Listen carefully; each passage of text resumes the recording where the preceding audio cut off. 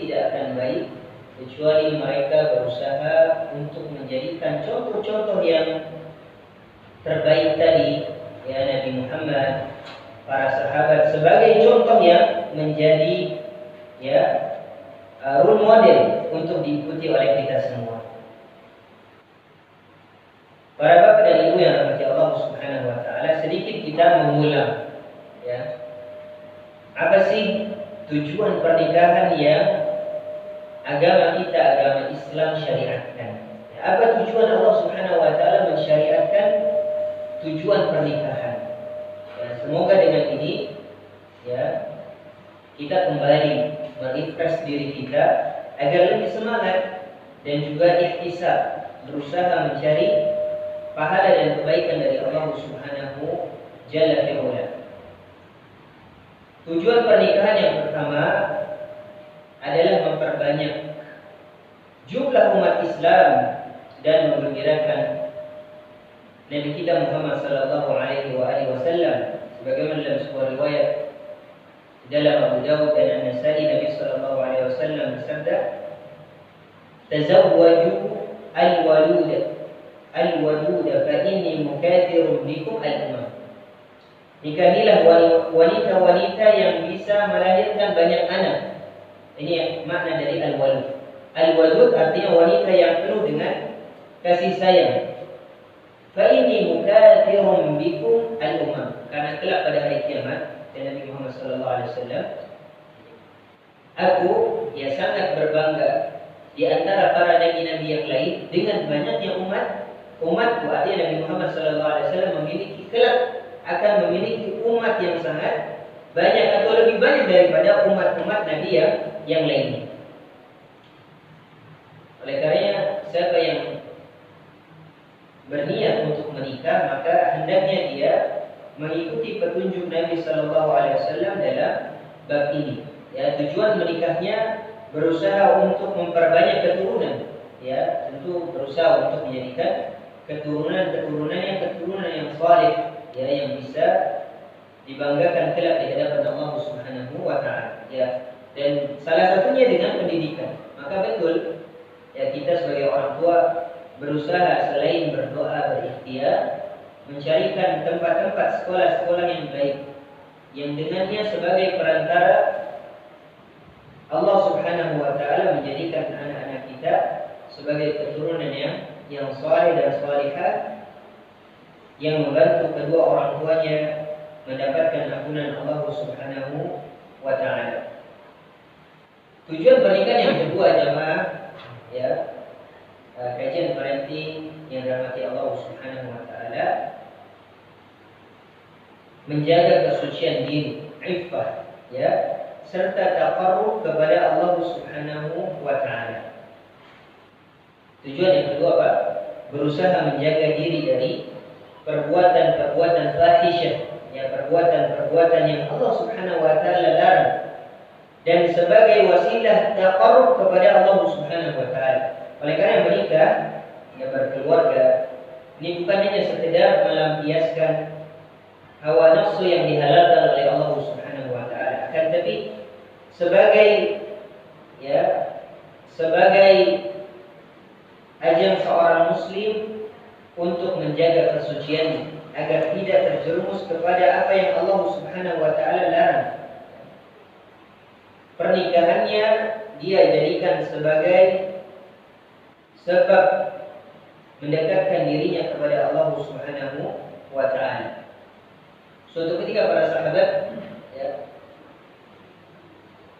berada di sisi Nabi sallallahu alaihi wasallam. Lalu Nabi sallallahu alaihi wasallam bersabda kepada para sahabat bahwasanya, ya, bersetubuhnya seorang suami kepada istrinya, melampiaskan hawa nafsunya kepada istrinya dengan cara yang benar, ini merupakan sedekah, kata Nabi sallallahu alaihi wasallam. Lalu para sahabat bertanya, "Ya Rasulullah, ya, apakah seseorang yang melampiaskan syahwatnya dengan apa kepada istrinya diberi sahabat?" Artinya para sahabat kaget. Ya, para sahabat apa? Takjub.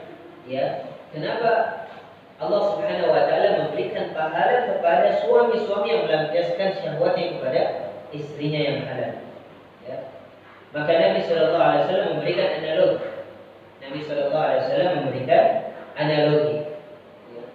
Bukankah orang yang melampiaskan hawa nafsunya kepada jalan-jalan yang Allah Subhanahu wa taala larang, artinya dia melampiaskan keinginannya, syahwatnya kepada sesuatu yang diharamkan oleh Allah Subhanahu wa taala, bukankah itu berdosa, kata Nabi sallallahu alaihi wasallam? Maka para sahabat menjawab, ya tentu. Ya. Maka begitulah orang yang melampiaskan, ya suami yang melampiaskan syahwatnya kepada sesuatu yang dihalalkan oleh Allah, maka dia akan dapatkan pahala dari Allah Subhanahu wa taala. Ya. Oleh karena kita sebagai seorang orang tua berusaha untuk menjadikan pernikahan yang kita jalani sebagai pensucian diri kita dari hal-hal yang bisa menjatuhkan hawa nafsu kita kepada sesuatu yang Allah Subhanahu wa taala larang. Adapun yang ketiga, tujuan dari pernikahan, yang ini sengaja kita bacakan ya sebagai bentuk evaluasi bagi kita. Ya, banyak dari kita yang sudah menikah lebih dari 10 tahun, ya 20 tahun, atau bahkan lebih dari itu, ya. Yang mungkin di sela-sela rumah tangganya, ya, tujuan-tujuan yang barusan tadi kita sebutkan mungkin lama-kelamaan menghilang. Ya, artinya yang dulu berusaha untuk menikah karena Allah Subhanahu wa taala, karena jauhnya dia dari kajian majelis ilmu, jauhnya dia dari berinteraksi dengan orang-orang yang satu visi dengannya, akhirnya lama-kelamaan niat-niat yang baik tersebut hilang. Oleh karena sebagaimana yang kita katakan di awal, orang tua tidak lepas dari proses belajar. Jangan sampai kita sebagai orang tua yang merasa cukup dari apa yang sudah kita dapatkan selama ini dalam mengurus anak-anak kita. Adapun yang ketiga dari tujuan pernikahan adalah berusaha melahirkan generasi muslim yang baik, yang berusaha untuk melahirkan generasi muslim dan muslimah yang baik di mata Allah Subhanahu wa taala.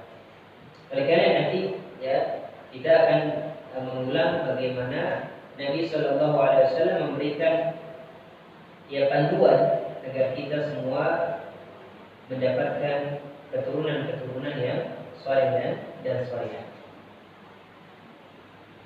Yang terakhir adalah dari tujuan pernikahan menjaga kelangsungan dari keturunan manusia. Ya, sebagaimana kita tahu dari maqasidus syar'iyyah atau dari tujuan-tujuan adanya syariat Islam, namanya hifdzu an-nasab, hifdzun nasab, atau menjaga nasab yang ada dari keturunan kaum muslimin.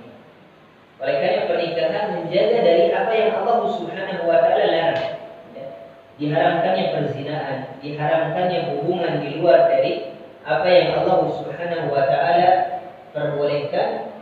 Tujuan yang utamanya menjadikan keturunan-keturunan yang saleh ini bisa terjaga dan bisa berlangsung sampai waktu yang Allah Subhanahu wa taala tentukan. Sebagaimana Nabi sallallahu alaihi wasallam bersabda, "Ma wulida fi ahli baitin ghulamun illa asbaha fihim 'izzun lam yakun." Siapa saja yang lahir seorang anak di dalam sebuah keluarga, maka dia akan mendapatkan kemuliaan yang tidak dimiliki oleh orang yang tidak memiliki anak. Oleh karena jemaah, para bapak dan ibu yang sama-sama mengharapkan ridha dan ampunan Allah Subhanahu wa taala, adanya anak-anak kita, adanya keturunan kita, ini sebagai bentuk dari penjagaan Allah Subhanahu wa taala agar kita kelak mendapatkan kemuliaan di sisi Allah Subhanahu wa ta'ala. Oleh karena hal yang penting juga yang perlu senantiasa kita jaga ya agar mendapatkan semangat di dalam mendidik seorang anak adalah mereka akan menjadi wasilah diampunkannya dosa-dosa kita di hadapan Allah Subhanahu wa ta'ala. Ya ini sisi ihtisab yang Nabi Shallallahu Alaihi Wasallam ajarkan. Karena terkadang kita sebagai seorang orang tua dan sebagai seorang manusia ini pasti merasakan letih, merasakan capek, ya, kadang emosi, kadang tidak mampu untuk mengurusi anak-anak kita. Salah satu yang bisa kita lakukan adalah berusaha untuk mengingat janji Allah Subhanahu wa taala bahwasanya seorang anak bisa menjadi penolong orang tua kelak di hadapan Allah Subhanahu wa taala. Idza mata insanu inqata 'amaluhu illa min thalathin. Bahwasanya seseorang apabila sudah wafat maka terputus amal salehnya. Artinya dia tidak bisa lagi sholat, tidak bisa lagi membayar zakat, tidak bisa lagi berpuasa dan lain sebagainya. Ya. Kecuali 3 hal. Salah satunya disebutkan waladun salihun yad'u lahu. Salah satu yang disebutkan anak saleh yang berusaha untuk selalu mendoakan kedua orang tuanya. Maka dari sisi ini ya kita berusaha semangat agar kelak anak-anak kita bisa menjadi tiket, ya bisa menjadi penolong syafaat bagi kita kelak di hadapan Allah Subhanahu wa taala, sebagaimana dalam sebuah riwayat ada orang tua yang diangkat derajatnya dari satu tempat ke tempat yang lebih tinggi. Ya, lalu dia bertanya, ya Allah, ya bagaimana mungkin aku diangkat kedudukanku padahal amalanku ketika di dunia apa? Ya tidak bisa dibanggakan. Amalanku ketika di dunia segitu-gitu saja. Lalu Allah Subhanahu wa taala berfirman, "Listighfari waladika lak." Ya. Salah satu sebab yang menjadikan Allah Subhanahu wa taala mengangkat derajat engkau, ya, yang mengangkat derajat kita adalah istighfarnya seorang anak kepada kita. Artinya dia selalu berdoa, meminta kepada Allah, ya Allah, rahmati, ampuni kedua orang tuaku yang telah tidak ada. Dia berusaha setiap salatnya berdoa kepada Allah, meminta kepada Allah Subhanahu wa taala agar menjadikan orang tuanya, ya, agar memasukkan kedua orang tuanya ke dalam surganya Allah Subhanahu wa taala. Dan ini poin yang sangat penting bagi kita semua agar senantiasa semangat, ya, agar senantiasa semangat untuk mencetak generasi-generasi yang saleh dan salihah yang kelak akan menolong kita di hadapan Allah Subhanahu wa taala.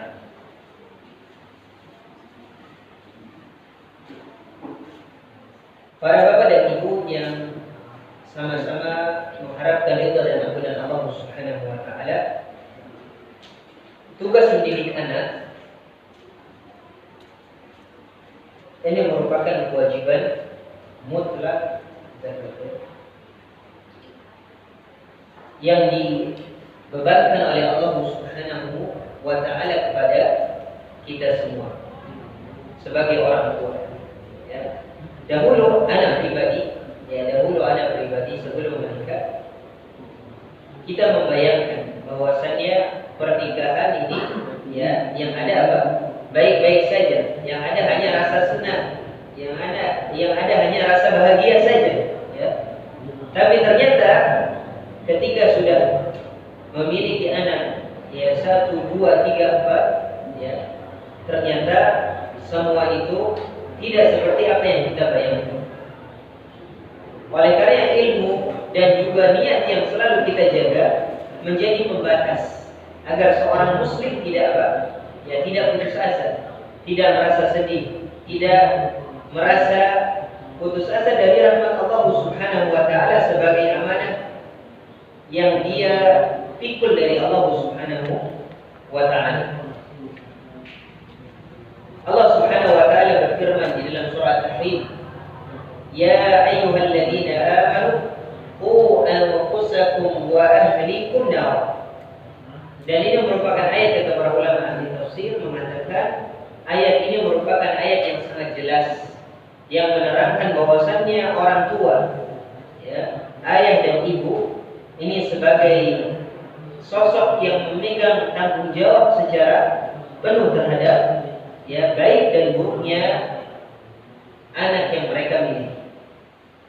Adapun orang tua, ya, adapun lembaga, adapun sekolah, ma'had, pondok, mereka sebatas sebagai musaid atau penolong agar bagaimana anak-anak kita, keturunan kita, ya, dimudahkan dalam melakukan kebaikan-kebaikan, dalam mentransfer ilmu, dan juga, ya, sebagai wasilah dalam mendekatkan diri mereka kepada Allah Subhanahu wa ta'ala. Adapun kelak yang akan ditanya oleh Allah Subhanahu wa ta'ala adalah orang tua sebagai pemikul tanggung jawab yang utama. Sebagaimana Nabi sallallahu alaihi wasallam bersabda, "Kullukum ra'in wa kullukum mas'ul 'an ra'iyati." Sesungguhnya setiap kita adalah pemimpin dan setiap kita akan ditanya tentang apa yang kita pimpin.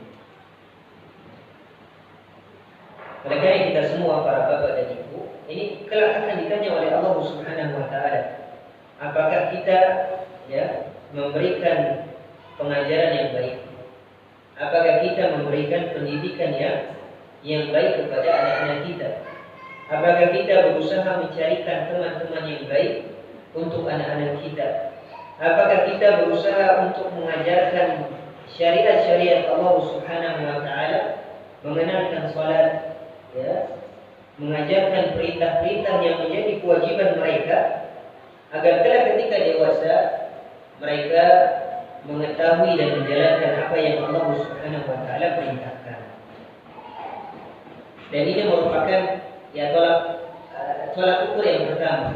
Ya, artinya kita perlu menyatukan mindset sebagai orang tua bahwasannya mendidik anak ini tugas utamanya adalah tugas seorang, ya, ayah dan ibu. Artinya orang tua memegang peranan yang utama bagi seorang anak dalam mengembangkan, ya, kehidupannya untuk bisa lebih dekat dengan Allah Subhanahu wa ta'ala. Adapun sekolah, ya, guru, pondok dan lain sebagainya sifatnya hanya sebagai pembantu. Ya, oleh karena kita, ya, tidak boleh memposisikan sekolah lebih dari yang barusan kita jelaskan. Tidak seperti tempat laundry, ya, ada sebagian orang tua yang memposisikan sekolah seperti tempat laundry. Artinya dia memasukkan pakaian, ya, satu hari setelahnya pakaiannya bersih, ya, pakaiannya apa? Bersih, ya, sudah dilipat, sudah digosok. Ya.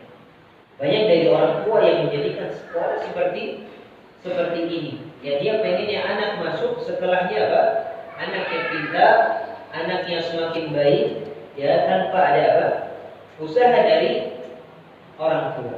Ya, tentu pakaian dengan seorang anak ini berbeda. Ya, oleh karena siapa yang mendudukan, memposisikan bahwasannya sekolah ini sebagai partner, sebagai pembantu orang tua, maka insya Allah dia akan sabar dan dia akan mendapatkan hasil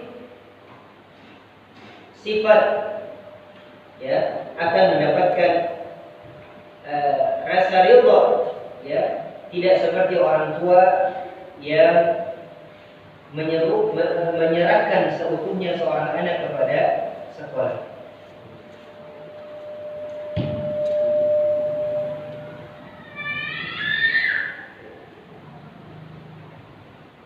Para bapak dan ibu yang dirahmati Allah Subhanahu wa ta'ala,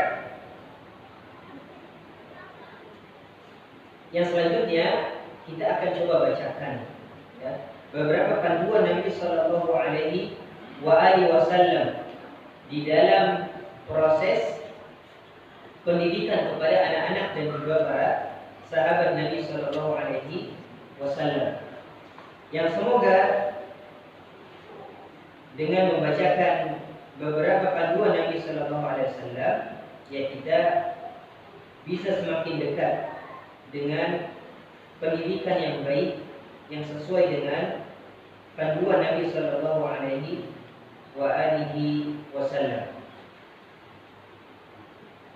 Panduan dasar seorang orang tua dan pendidik adalah hadis di dalam riwayat Bukhari dan juga diriwayatkan oleh Imam Ahmad di dalam musnadnya dari sahabat Ibnu Abbas. Nabi Shallallahu Alaihi Wasallam bersabda, "Allimu wa yassiru wa la tu'assiru, wa basyiru wa la tunaffiru." Ini merupakan panduan dari Nabi Shallallahu Alaihi Wasallam bagaimana kita semua mendidik anak-anak kita.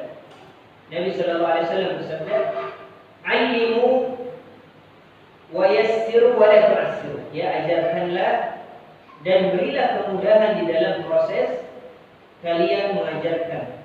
Wa la tu'assiru, dan jangan mempersulit. Wa basyiru wa la tunaffiru, dan berikanlah kabar gembira dan jangan suka menakut-nakuti.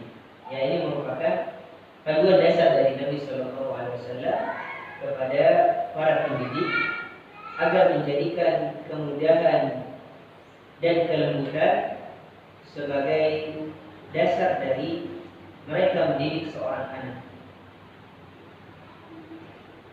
Panduan yang pertama yang Nabi Shallallahu Alaihi Wasallam ajarkan kepada para sahabat adalah memberikan keteladanan, ya, memberikan keteladanan.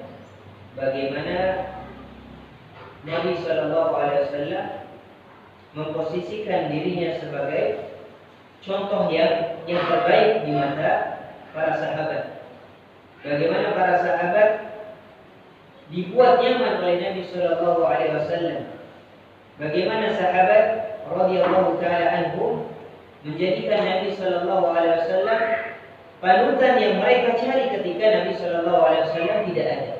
Mereka menjadikan Nabi Shallallahu Alaihi Wasallam orang yang sangat, ya, sumber ketenangan, sumber kesenangan ketika mereka berada di sisi Nabi Shallallahu Alaihi Wasallam. Salah satu keteladanan yang Nabi Shallallahu Alaihi Wasallam contohkan, Nabi tidak pernah berbohong meskipun kepada anak-anak. Ya, Nabi Shallallahu Alaihi Wasallam tidak pernah berbohong meskipun kepada seorang anak. Ya, sebagaimana diriwayatkan oleh sahabat Abdullah bin Amr, bahwasanya suatu ketika aku memanggil anakku. Ya, suatu ketika aku memanggil anakku, dan itu diketahui oleh Nabi Shallallahu Alaihi Wasallam. Aku mengatakan, ke sini, ya, aku akan memberikanmu sesuatu. Ya, lalu Nabi Shallallahu Alaihi Wasallam bersabda, apa yang akan engkau berikan? Kata Nabi Shallallahu Alaihi Wasallam, saya akan memberikan kurma. Saya akan memberikan kurma. Jawab Abdullah bin Amr. Ya, lalu Nabi Shallallahu Alaihi Wasallam bersabda, ingatlah, ya, sesungguhnya apabila engkau tidak memberikannya sesuatu, padahal engkau telah mengatakan apa? Ya, ta'al, ya, kesini, aku akan memberikan engkau sesuatu, maka engkau akan dicatat sebagai pembohong. Ini diriwayatkan oleh Abu Dawud di dalam sunannya. Dan ini merupakan panduan yang Nabi Shallallahu Alaihi Wasallam ajarkan kepada kita semua. Bagaimana seseorang, ya, pendidik, orang tua ini berusaha untuk menjadikan, ya, aspek kehidupannya sebagai keteladanan di dalam mendidik anak-anak mereka. Ya. Tidak boleh ada unsur berbohong, tidak boleh ada unsur menipu di dalam interaksinya kepada anak-anak kita. Ya, meskipun dia tidak paham, meskipun dia belum baligh, meskipun dia belum mengerti apa yang kita lakukan. Ya. Dan ini yang dikisahkan oleh sahabat Ibnu Abbas. Ya, tatkala mengerjakan qiyamul lail, dia pun segera mengikutinya. Ibnu Abbas.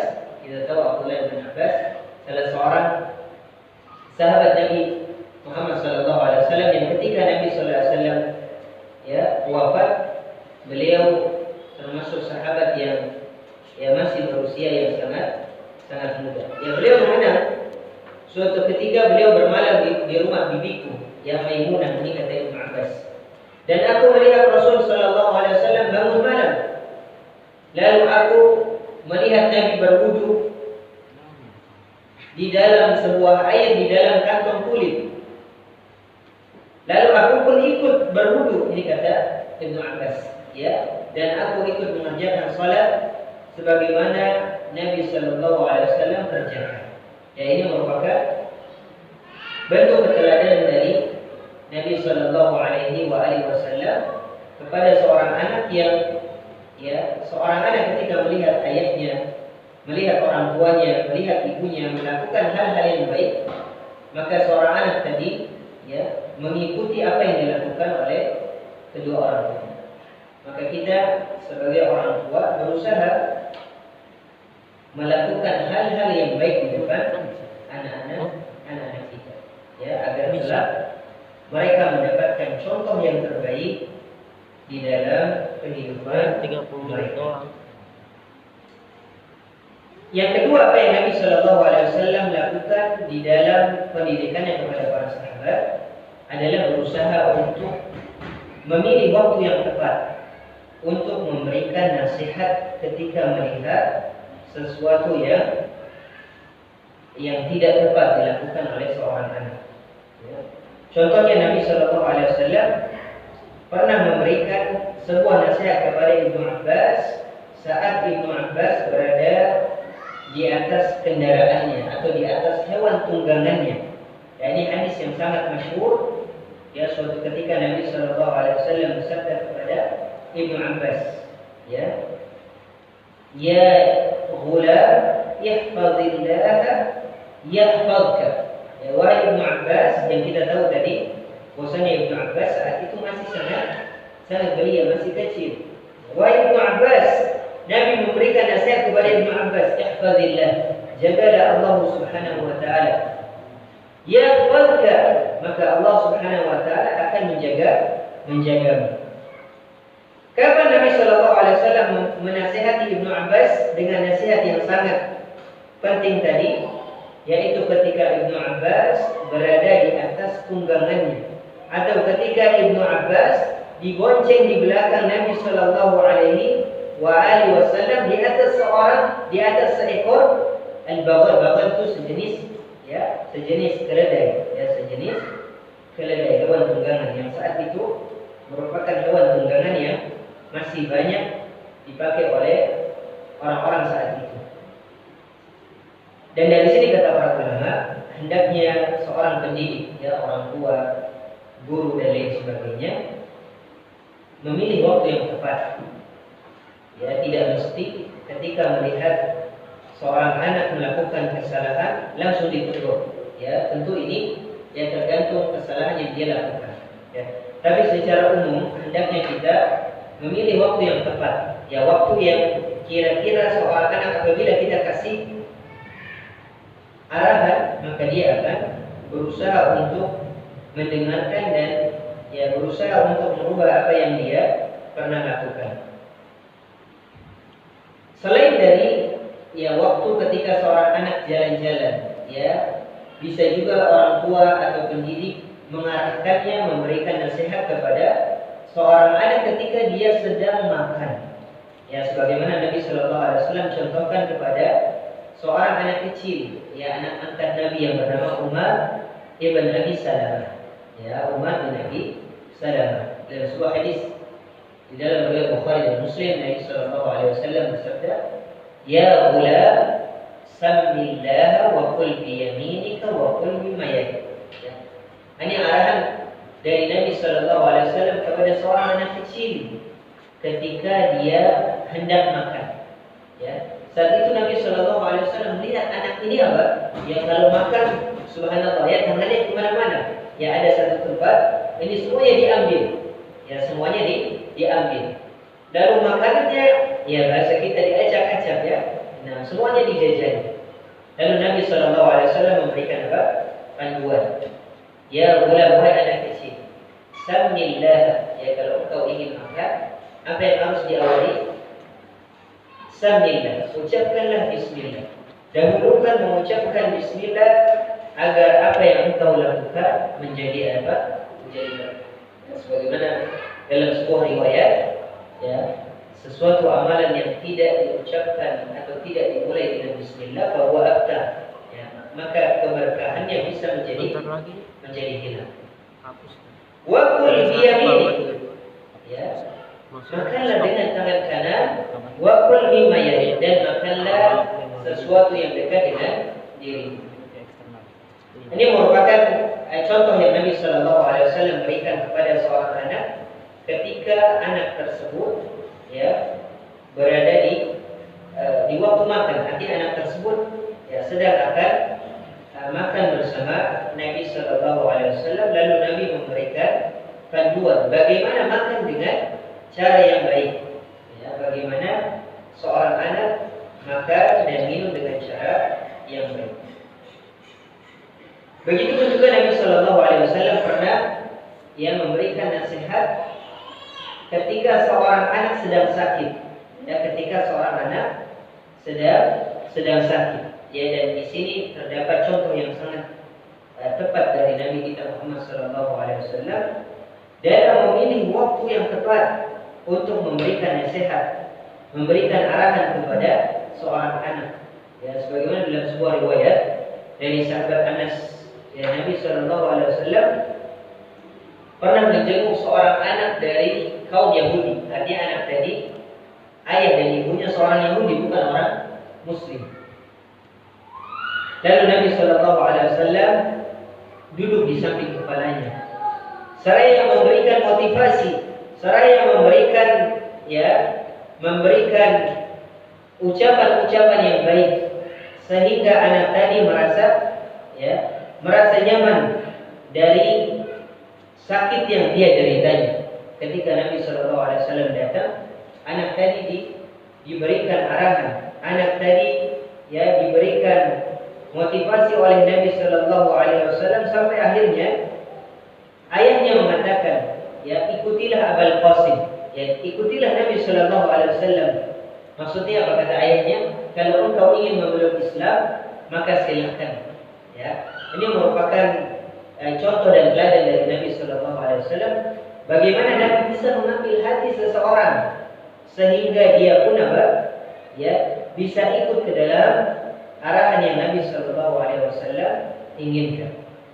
Ini merupakan kisah yang masyhur bagaimana Nabi SAW dengan perbuatannya menjadikan seorang anak bisa masuk ke dalam keislaman, yang ini merupakan tujuan dari datangnya Nabi SAW kepada seorang keluarga Yahudi. Ya. Yang ketiga yang Nabi SAW contohkan di dalam pendidikannya adalah berusaha untuk bersikap adil, ya, berusaha untuk bersikap adil, insaf, dan tidak pilih-pilih di antara anak-anak yang kita miliki.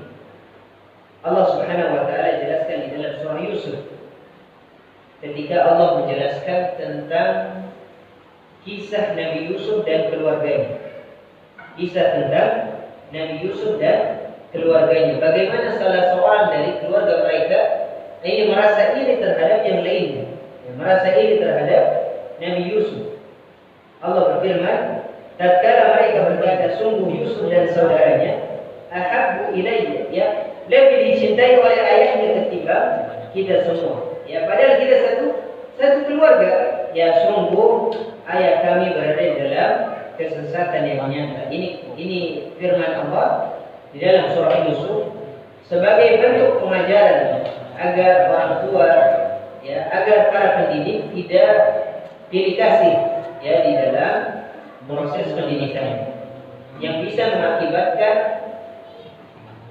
orang yang merasa terzalimi ini mencelakai salah satu dari mereka. Oleh karena Nabi SAW menerangkan bagaimana cara melakukan anak dengan baik. dan membuat mereka mentaati orang tuanya. Salah satunya dengan berlaku adil dan tidak pilih kasih kepada anak-anak yang mereka miliki. Diriwayatkan oleh sahabat Nu'man bin Al-Bashir, suatu ketika beliau mengisahkan bahwasannya anaknya, ayahnya, ayah dari Nu'man bin Bashir, beliau menghadap Nabi Sallallahu Alaihi Wasallam serta berkata, wahai Rasulullah, aku telah memberikan budak laki-laki yang muda yang pernah kumiliki kepada salah seorang dari anakku. Lalu Nabi Sallallahu Alaihi Wasallam bersabda, apakah engkau memberikan masing-masing dari anakmu pemberian seperti apa yang kau berikan kepada anakmu tadi? Ya, maka Nu'man tadi menjawab, ya, apa yang dijawab oleh ayahnya Nu'man? Tidak, ya.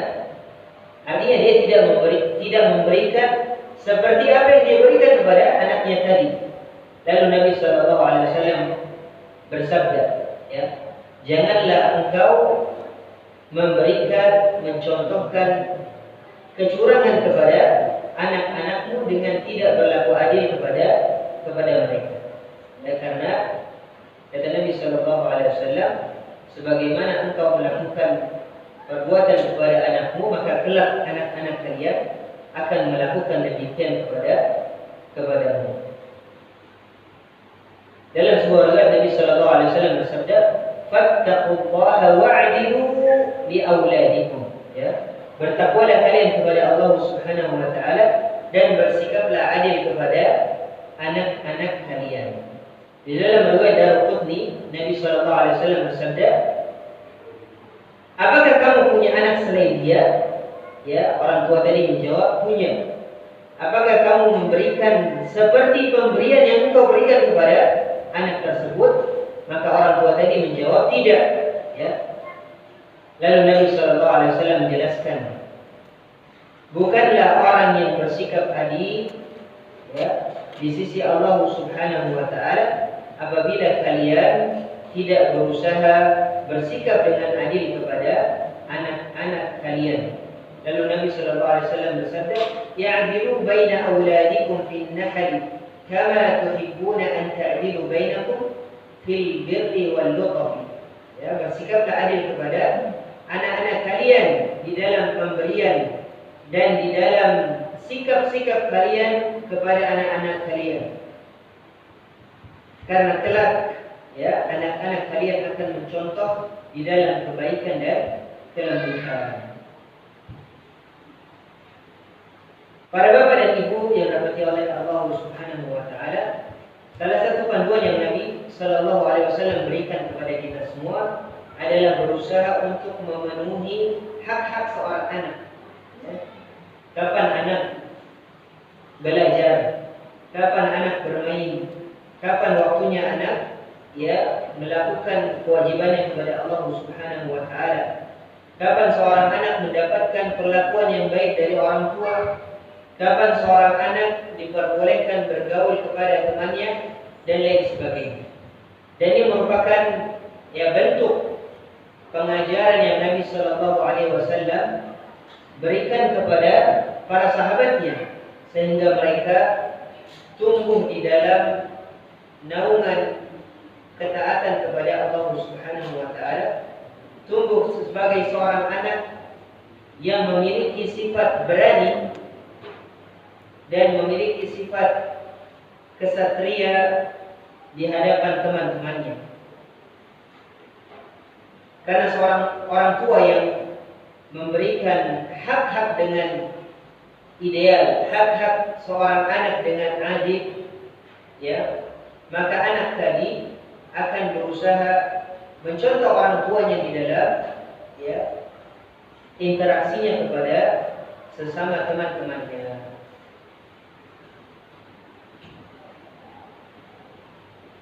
Para bapak dan ibu yang dirahmati Allah Subhanahu wa taala, selain Nabi Sallallahu Alaihi Wasallam yang membangun pendidikan anak-anak mereka, Nabi Sallallahu Alaihi Wasallam memberikan panutan agar kita membangun jiwa anak-anak kita dengan hal-hal yang Nabi Sallallahu Alaihi wasallam contohkan. Yang pertama apa? Berusaha memperbanyak doa kepada anak-anak kita.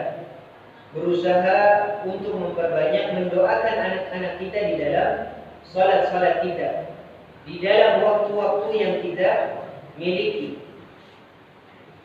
Karena doa merupakan bekal yang terbesar dari sebuah pengharapan kepada Allah Subhanahu wa taala untuk memiliki keturunan yang besar, keturunan yang saleh, keturunan yang baik di sisi Allah Subhanahu wa taala. Allah berfirman dalam surah Al-Furqan, ya, walladzina yaquluna rabbana hab lana min azwajina wa dhurriyyatina qurrata a'yun waj'alna lil muttaqina imama.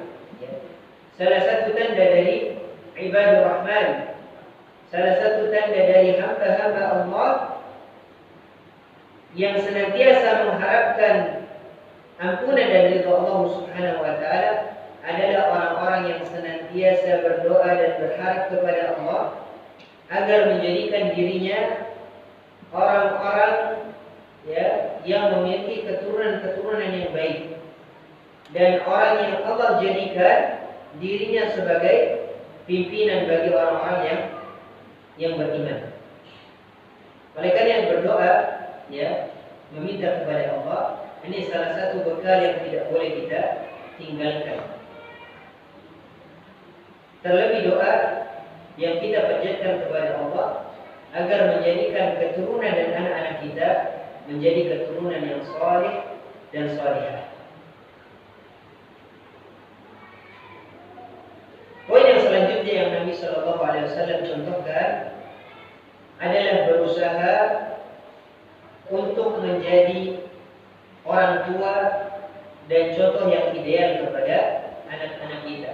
Ya, artinya kalau kita ingin menjadikan anak-anak kita anak-anak yang saleh dan salihah, maka berusaha untuk menjadi orang tua yang saleh dan salihah agar kelak Allah Subhanahu wa taala menjadikan anak-anak kita saleh seperti apa yang kita lakukan.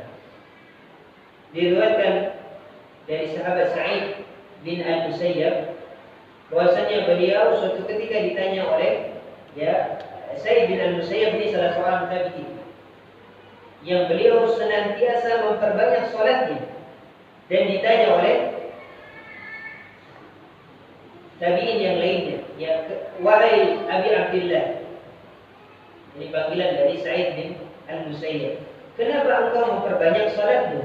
Ya, kenapa engkau memperbanyak salatmu? Maka beliau mengatakan, aku memperbanyak salatku agar kelak Allah Subhanahu wa taala menjadikan salatku sebagai bentuk, ya, doa, sebagai bentuk apa yang bisa aku berikan kepada Allah Subhanahu wa taala agar menjadikan anak-anakku baik di hadapan Allah dan di hadapan manusia.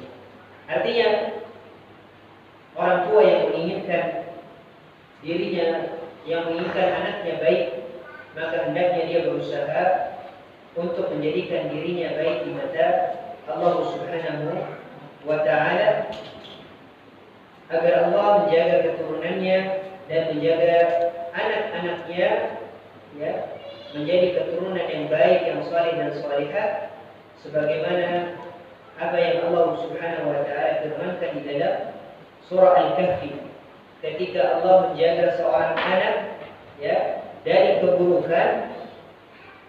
Kenapa? Salah satu sebabnya disebutkan oleh Allah karena orang tuanya ketika di dunia dia berusaha menjadikan dirinya seseorang yang bertakwa dan beriman kepada Allah Subhanahu wa taala, ya. Dan ini merupakan cara yang ditunjuki oleh Nabi Shallallahu Alaihi Wasallam bagaimana anak-anak kita dijaga oleh Allah Subhanahu wa taala setelah kita semua wafat. Ya, bagaimana caranya? Adalah ketika kita semua masih hidup, ya, berusaha untuk menjaga ketaatan kepada Allah Subhanahu wa taala dan meninggalkan segala larangan yang Allah Subhanahu wa taala larang. Ya, dengan sebab ini Allah menjaga anak-anak kita meskipun kita semua sudah tidak ada. Ya, meskipun kita semua sudah tidak ada. Yang terakhir, perlunya kita semua berusaha untuk membangun jiwa anak-anak kita. Ya, selain dari bagaimana kita menyekolahkan anak kita, selain dari kita ya memberikan hak-hak sebagai seorang anak, maka perlu bagi kita untuk menumbuhkan jiwa yang kuat, menumbuhkan jiwa-jiwa yang baik di dalam pendidikan seorang anak. Disebutkan di sini, yang pertama adalah orang tua berusaha menemani anaknya di dalam aktivitasnya.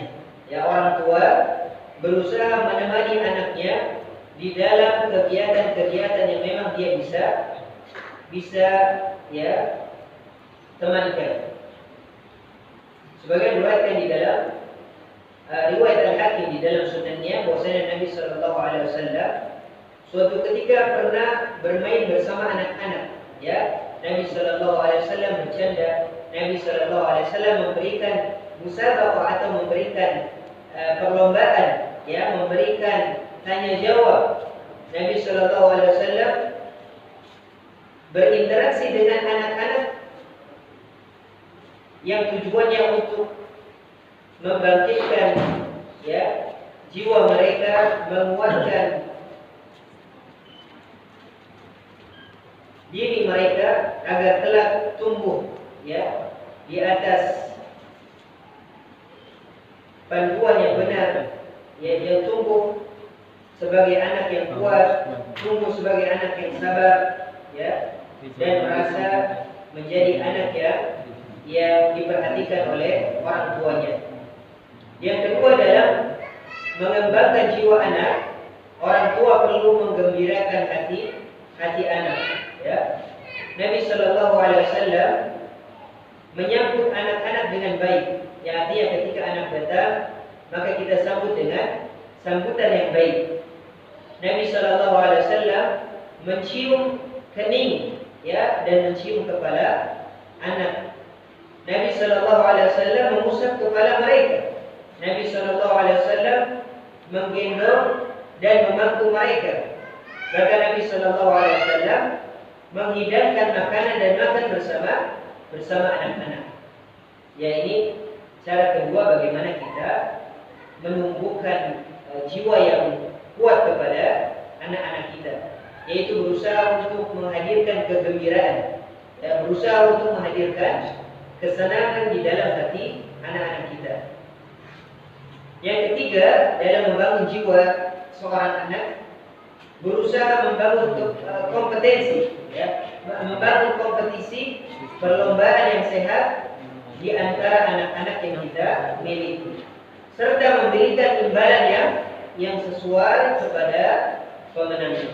Ya, ini sebagaimana yang Nabi Shallallahu Alaihi Wasallam jelaskan dalam sebuah riwayat. Nabi Shallallahu Alaihi Wasallam pernah memberikan tebak-tebakan, ya, kepada para sahabat yang dikisahkan oleh sahabat Abdullah bin Umar, ya, ketika Nabi Shallallahu Alaihi Wasallam mengisahkan tebak-tebakan, ya, apakah sebuah pohon yang tidak pernah rontok, sebuah pohon, ya, yang rindang daunnya, yang memberikan manfaat kepada orang yang berada di sekitarnya, ya.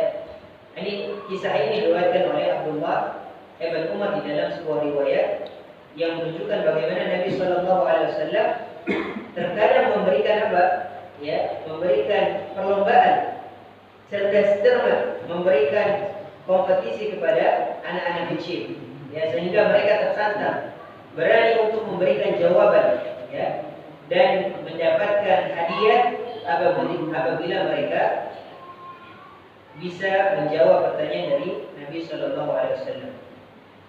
Cara yang keempat untuk membangun jiwa seorang anak adalah berusaha untuk memberikan motivasi bagi anak, ya, berusaha untuk memberikan motivasi bagi anak-anak kita di dalam melakukan hal-hal yang baik, Maka ketika kita memerintahkan seorang anak untuk sholat, ya, memerintahkan seorang anak untuk bertutur kata yang baik, untuk berinteraksi dengan teman-temannya dengan interaksi yang baik, maka hendaknya kita mulai dengan memberikan motivasi-motivasi ukhrawi sehingga anak kita terdorong untuk melakukan hal-hal yang baik sebagaimana orang tuanya jelaskan. Cara yang kelima untuk membangun jiwa seorang anak adalah berusaha untuk memberikan pujian.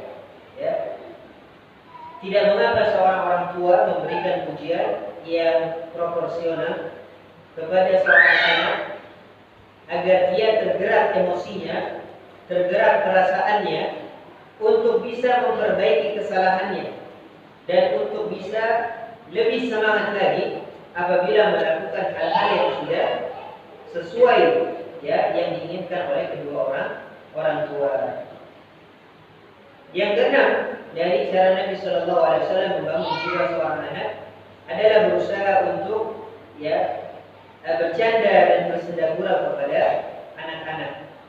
Sebagaimana Nabi Shallallahu Alaihi Wasallam bersabda, "Man kana lahu sabiyyun falyatasaba lahu." Barang siapa yang memiliki anak kecil, maka hendaknya dia berinteraksi, diajak bercanda, diajak bersenda-gurau dengan bentuk yang sesuai dengan apa yang dicontohkan oleh Nabi Sallallahu Alaihi Wasallam. Yang terakhir, cara-cara Nabi Sallallahu Alaihi Wasallam membangun kepercayaan diri seorang anak. Yang pertama, berusaha mendukung keinginan seorang anak apabila keinginan tadi baik bagi kehidupannya. Yang kedua, berusaha untuk memberikan kepercayaan sosial. Artinya anak kita boleh kita berikan amanah. Misalkan anak kecil yang sudah bisa azan misalkan, maka boleh bagi kita memberikan amanah tugas-tugas ringan agar dia memiliki kepercayaan yang besar di dalam dirinya. Yang ketiga, berusaha membangun kepercayaan diri seorang anak dengan mengajarkan Al-Quran dan hadis serta kisah-kisah para sahabat sehingga anak tadi termotivasi, terinspirasi untuk menjadi sosok yang besar di antara teman-teman yang berada di sekitarnya.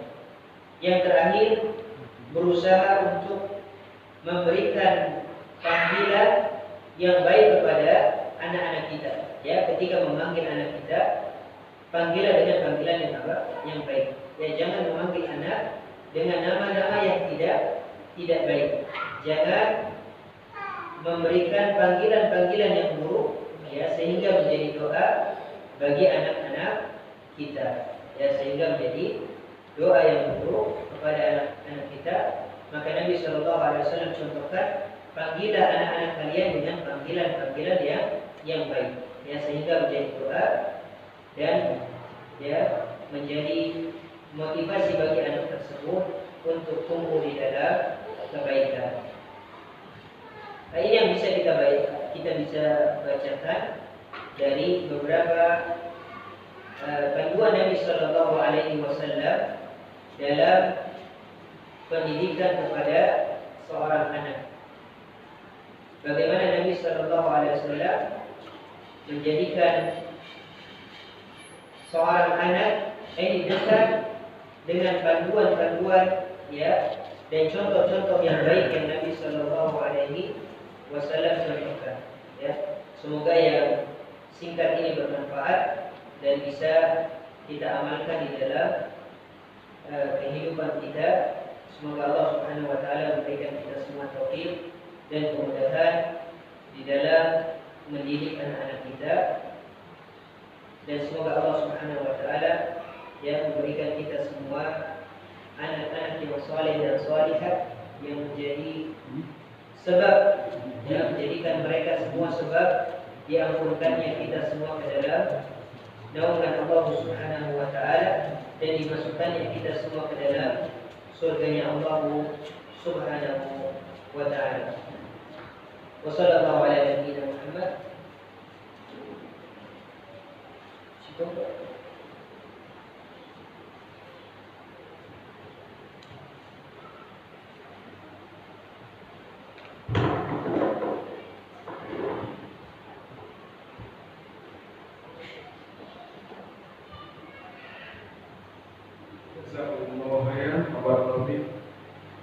Itulah tadi uraian yang telah disampaikan oleh Al-Ustaz Abu Nawaf. Mudah-mudahan apa-apa yang telah disampaikan yang itu panjang lebar bisa dimengerti oleh Bapak dan Ibu, Abah Umi ya. Sekarang silakan Abah Umi ada yang menanyakan seputar anak-anak didik kita, bagaimana cara mendidik kita untuk mendidik kita menjadi anak yang soleh dan solehah. Mungkin dari Abah Umi atau Ibu yang di belakang ada yang menanyakan, dipersilakan. Di situ di belakang sudah disediakan pengeras suaranya ya, ya silakan. Mungkin ada ditanyakan, gimana nih cara mendidik anak sesuai dengan sunnah, sesuai dengan sunnah Rasulullah SAW. Ya mungkin dari Bapak atau Ibu ada yang bertanyakan, kami persilakan ya. Tadi Ustaz sudah mengatakan bahwa sekolah itu bukan ibaratnya seperti laundry ya, atau bengkel tempat mencetak anak-anak, bukan ya, atau ibu atau apa. Jadi bukan laundry atau bukan bengkel, bukan motor atau bukan mobil. Nah, sekali Bapak bawa anak sini atau Pak Bais bisa langsung jadi orang. Tidak ya. Kami sebagai guru, kami sebagai pendidik hanya sebagai wasilah, ya, sebagai wasilah. Ya sebenarnya yang paling banyak berperan itu ayah dan ibu di rumah, bapak dan ibu di rumah ya. Ya, tentunya program itu terbagi tiga ya, di rumah, di sekolah dan di lingkungan. Nah itu. Jadi di sekolah itu mungkin waktunya sebentar, berapa jam ya? Ya apa ya? Tahu sebentar waktunya, lebih banyak lagi di rumah.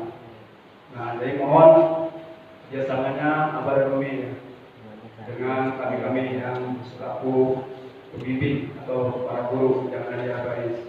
Ya silakan Abah Umi, atau mungkin Bapak sana Pak.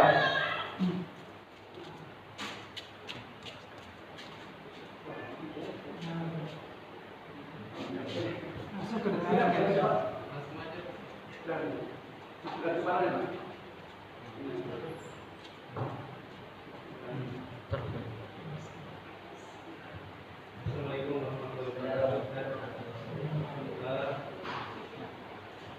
Satu hal yang mesti ingin saya aplikasikan mungkin di rumah, karena saat ini kan kita dibenturkan dengan dunia teknologi dan tidak jauh sesuatu yang diperlukan juga dalam hal untuk menuju pekerjaan. Terkait dengan dunia internet, bagaimana caranya mengimbangi anak dengan dunia teknologi ini, karena ini sangat mungkin bagi diri saya sendiri solusinya saya masih belum ada yang pas ya, karena saya bekerja tidak jauh dari dunia internet. Nah, sementara saya ingin menghindari anak untuk ketergantungan dengan internet. Nah, usaha apa yang harus kita kembangkan, karena tidak mungkin kita untuk menerapkan atau menyampaikan suatu ketegasan yang agak sedikit kasar lah, karena itu kan terbuka kan, di rumah itu terbuka kan internetnya, jadi dia pegang gadget itu otomatis terhubung kan, seperti itu. Nah, saya udah berusaha, hanya mungkin usaha saya yang belum maksimal, sehingga anak tetap kecenderungannya itu lebih banyak menggunakan gadget.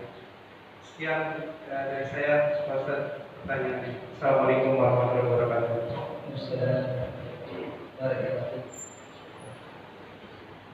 Berkaitan dengan pertanyaan yang biasa, mungkin ini pertanyaan yang dialami oleh kita semua ya, apalagi di kondisi kita sekarang. Bagaimana menyikapi seorang anak ya dengan kondisi sekarang ya dekat dengan internet, ya dekat dengan gadget dan lain sebagainya. Yang pertama tentu peran dari orang tua dalam memberikan pengarahan, dalam memberikan ya penjelasan tentang baik dan buruknya internet, baik dan buruknya handphone, ya, baik dan buruknya alat-alat yang mereka pakai di dalam kehidupan mereka. Ya, artinya kita harus jelaskan secara ideal, secara profesional. HP itu memiliki fungsi yang baik. Ya, internet pun demikian. Akan tapi kita ya sebagai seorang anak ini perlu memaksimalkannya, menggunakannya di dalam hal-hal yang baik. Jadi yang pertama apa? Yang pertama adalah mencoba mengarahkan, menjelaskan kepada seorang anak. Terlebih anak-anak yang masuk dalam usia remaja yang tidak bisa kita tidak bisa sebatas kita larang. Ya. Oleh karena banyak dari kita sebatas melarang tanpa mengarahkan, tanpa menjelaskan. Ya, apa baik buruknya atau dampaknya bagi kita seorang anak. Ya. Banyak yang orang tua melarang anaknya untuk pakai HP, banyak melarang anaknya untuk berinternet, tapi tidak dijelaskan ya apa bahayanya. Ya. Yang kedua, kita berusaha untuk memberikan solusi. Terkadang kita melarang seorang anak main HP di rumah misalnya, berinternet, tapi anak tadi tidak diberi kegiatan. Anak tadi tidak diberi kegiatan atau solusi dari ya seorang anak yang tidak boleh memegang internet. Maka tips yang kedua, kita berusaha mengalihkan dengan memberikan kegiatan-kegiatan yang lebih positif. Seperti kalaupun dia bermain misalkan, ya, carikan teman-teman atau permainan yang lebih mendidik. Ya. Artinya tujuannya apa? Untuk mengalihkan perhatian seorang anak agar tidak selalu bermain dengan gadgetnya. Nah, ini poin yang penting. Bagaimana kita orang tua mencoba memilihkan ya pengalihan sebagai bentuk solusi dari anak yang ingin kita hindarkan dari ya gadget yang terlalu berlebihan misalkan. Yang ketiga, contoh ya. Yang ketiga contoh dari orang tua yang misalkan orang tua ketika di depan anak, ya orang tua ketika ingin melakukan interaksi dengan handphone dan lain sebagainya, mungkin bisa dikurangi ketika di depan seorang anak. Ya. Dan anak insya Allah, ya, kalau kita sudah menjelaskan, mengarahkan dan berusaha untuk mencari solusinya, mungkin memberikan permainan yang lebih sehat lagi, permainan yang lebih ya tidak menimbulkan mudarat yang besar. Insya Allah anak tadi bisa terarahkan. Nah, jadi artinya bukan hanya kita melarang, tapi berusaha mencarikan permainan atau bentuk-bentuk pengalihan yang bisa anak tadi secara tidak sadar atau lama kelamaan meninggalkan gadget. Okay. Tentu yang terakhir berusaha untuk ya berdoa kepada Allah agar anak-anak kita ya dihindari dari hal-hal yang buruk yang dilarang oleh agama kita. Wallahu a'lam bishawab. dari pihak Umi atau Ibu di belakang ada yang bertanyakan? Ini biasanya kan ibu-ibu lebih banyak di rumah sama anak ya, kalau bapak mungkin kerja gitu ya. Silakan Om. Ada pertanyaan nggak sama Ustaz? Gimana nih? Insyaallah ada anaknya. Atau mungkin insya Allah nggak ada yang tanya Umi. Ya. Kita udah paham semua nih. Silakan. Kalau ada yang tanyakan, langsung aja di mic-nya ada di belakang ya. Ya,